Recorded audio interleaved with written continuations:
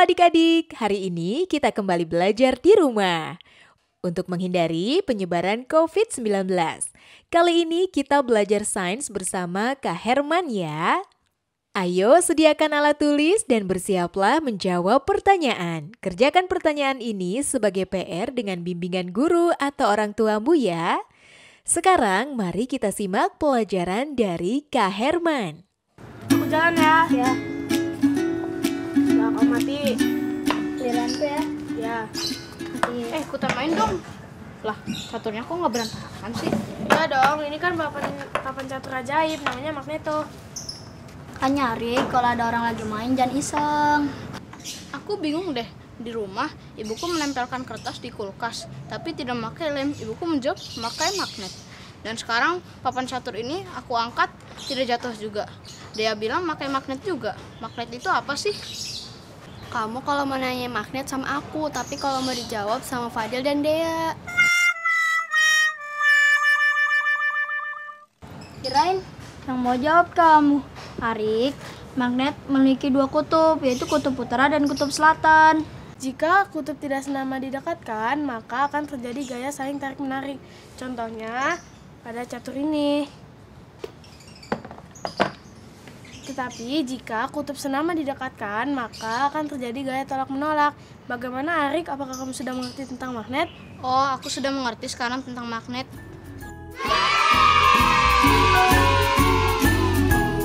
Udah, Jalan lagi ya.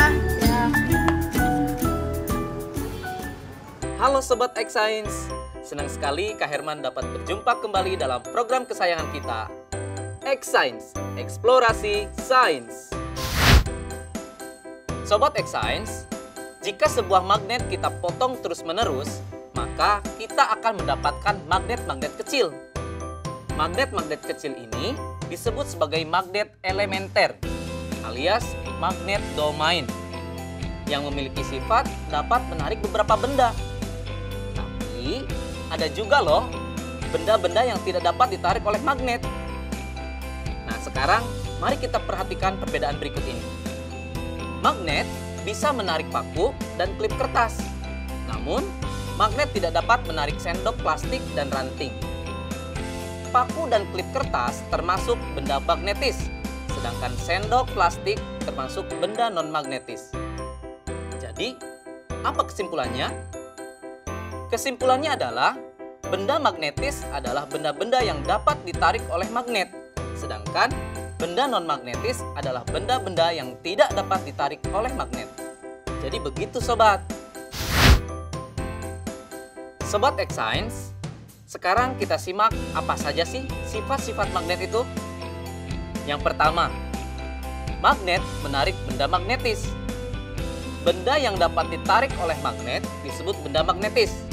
Contohnya seperti paku, peniti, penjepit kertas. Sebaliknya, benda yang tidak dapat ditarik oleh magnet disebut benda non-magnetis, seperti kayu, kertas, dan batu.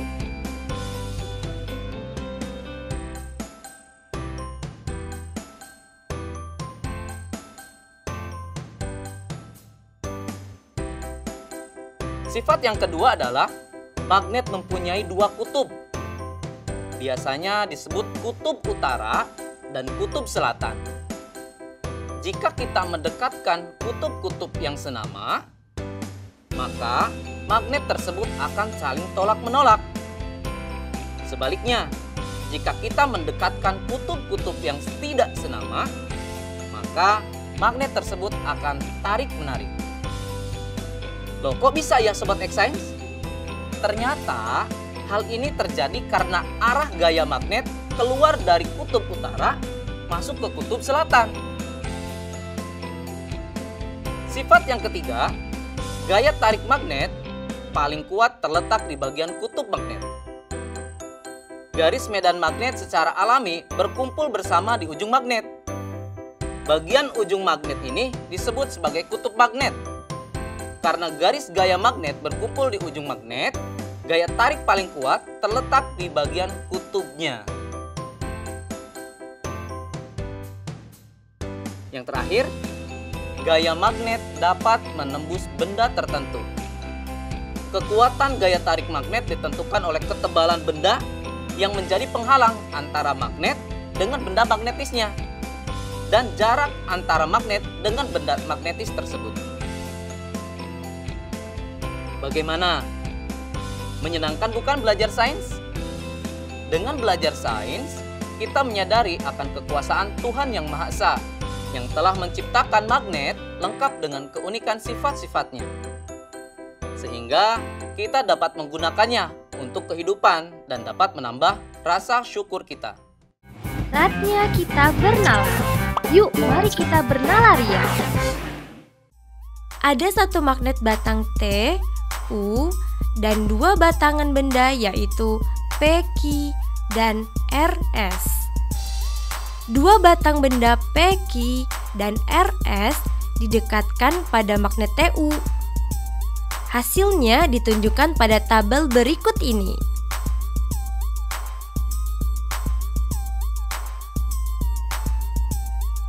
Apa yang dapat kamu simpulkan mengenai dua batang benda P, Q, dan RS tersebut? Coba jelaskan.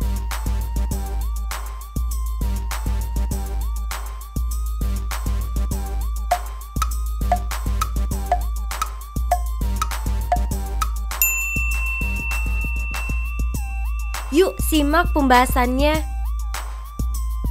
P, Q adalah magnet, sedangkan RS adalah benda magnetis. P, Q adalah magnet karena ketika ujung P didekatkan dengan ujung T, terjadi saling tarik-menarik. Sementara ketika ujung P didekatkan dengan ujung U, terjadi saling tolak-menolak. Begitupun ketika ujung Q didekatkan dengan ujung T, terjadi saling tolak-menolak. Sementara ketika ujung Q didekatkan dengan ujung U, saling tarik-menarik. RS adalah benda magnetis karena ketika semua ujung batang didekatkan ke ujung magnet TU, terjadi saling tarik-menarik.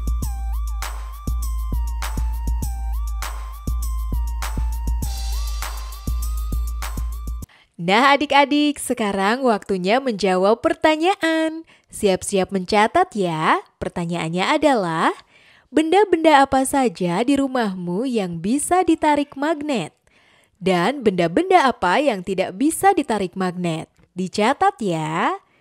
Benda-benda apa saja di rumahmu yang bisa ditarik magnet? Dan benda-benda apa yang tidak bisa ditarik magnet? Nanti jawablah pertanyaan ini sebagai tugas di rumah ya. Kerjakan pertanyaan dengan bimbingan guru atau orang tuamu.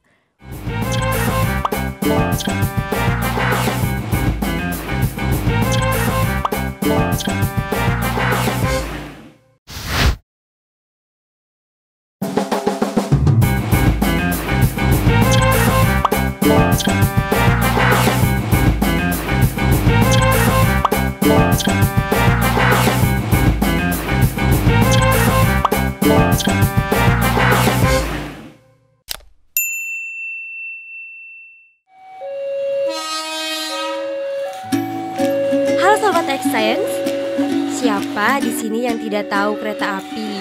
Pasti udah pada tahu kan?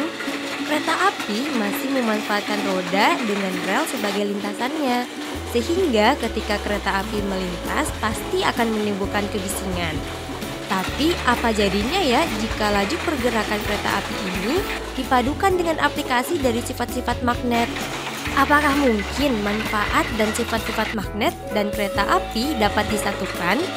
Bakal menjadi apa ya? Penasaran kan? Yuk mari kita simak penjelasan narasumber berikut. Halo Sobat X-Science, kembali lagi dalam program kesayangan kita, X-Science, Eksplorasi Sains. Sobat X-Science, kalian tahu nggak sih apa itu kereta maglev? Dalam bahasa Indonesia, kereta maglev disebut dengan kereta levitasi magnetik atau sering juga disebut dengan kereta magnet. Seperti namanya, prinsip dari kereta magnet ini memanfaatkan gaya magnet untuk mengangkat kereta sampai mengambang alias melayang dan tidak menyentuh rel, sehingga gaya gesek dapat dikurangi. Selain itu, kereta ini juga memanfaatkan magnet sebagai kekuatan pendorongnya. Dengan kecilnya gaya gesek dan besarnya gaya dorong, kereta ini mampu melaju dengan kecepatan sampai 600 km per jam. Jauh lebih cepat dari kereta biasanya. Luar biasa ya kekuatan magnet jika dimanfaatkan pada kereta. Nah, sekarang bagaimana jika diterapkan pada bidang yang lain ya? Saatnya kita seru-seruan bereksperimen dengan menggunakan magnet, yaitu pensil melayang. Loh, kok bisa pensil melayang? Pasti penasaran bukan? Yuk kita mulai. Terima kasih Kak Herman. Alat dan bahan yang dibutuhkan pada eksperimen ini adalah sebagai berikut. Pensil, magnet berbentuk ring, karet alas. Langkah-langkahnya adalah sebagai berikut. Tempatkan 4 magnet berbentuk ring pada kasur karet. Upayakan kutub yang menghadap ke permukaan senama dengan kutub magnet yang dipasang nantinya pada pensil. Masukkan 2 ring magnet pada pensil.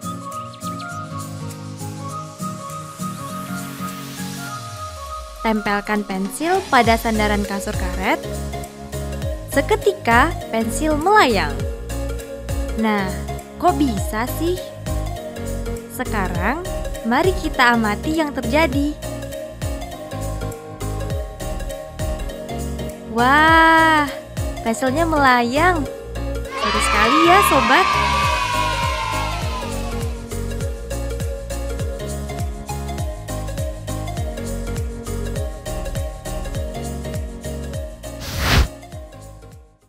Adik-adik, tadi sudah melihat kan percobaan pensil melayang?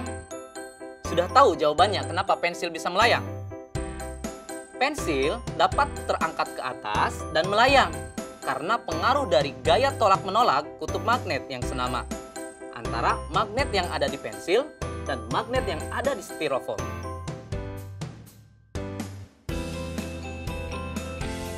Nah, sekarang selamat mencoba di rumah ya. Sampai jumpa di eksplorasi sains berikutnya.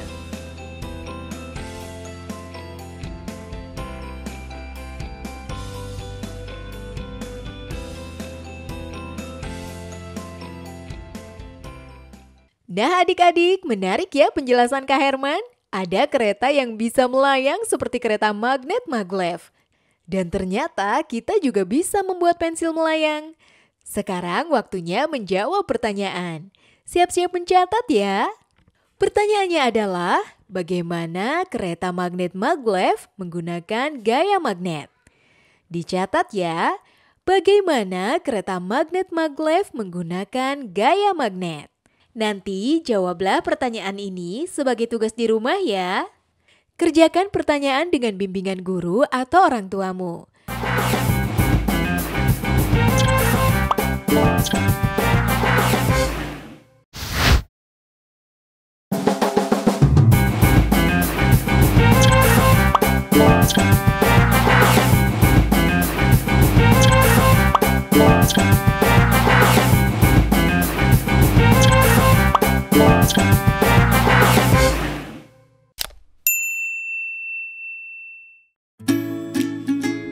Bagaimana, bisa gak? Bisa dong, caranya kita gabungkan kabel ini ke bohlam. Lalu kita hubungkan ujung kabel yang lain ke bawah baterai.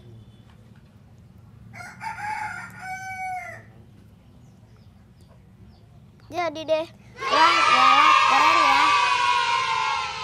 Kalian lagi apa sih? Oh, bikin lampunya menyala. Sini aku juga bisa.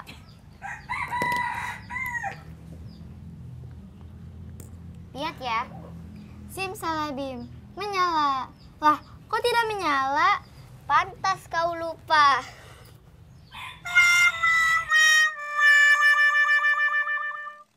Halo Sobat X-Science, kembali lagi bersama Kak Herman dalam program kesayangan kita, X-Science, Eksplorasi Sains.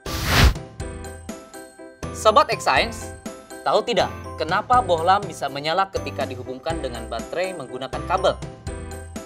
itu karena ada arus listrik yang mengalir.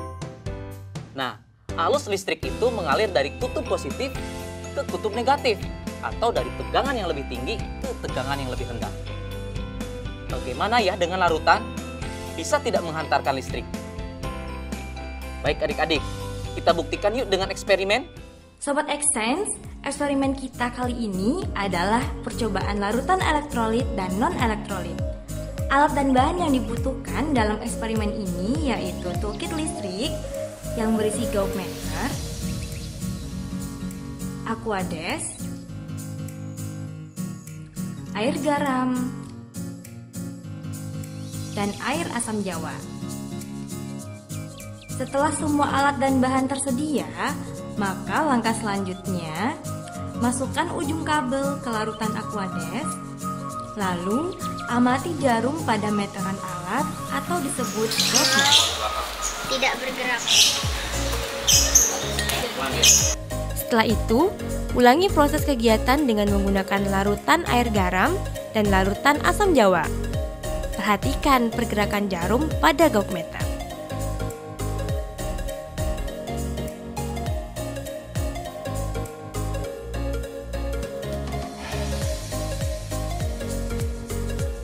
Isilah tabel berikut ini dengan memberi tanda checklist pada kolom yang sesuai.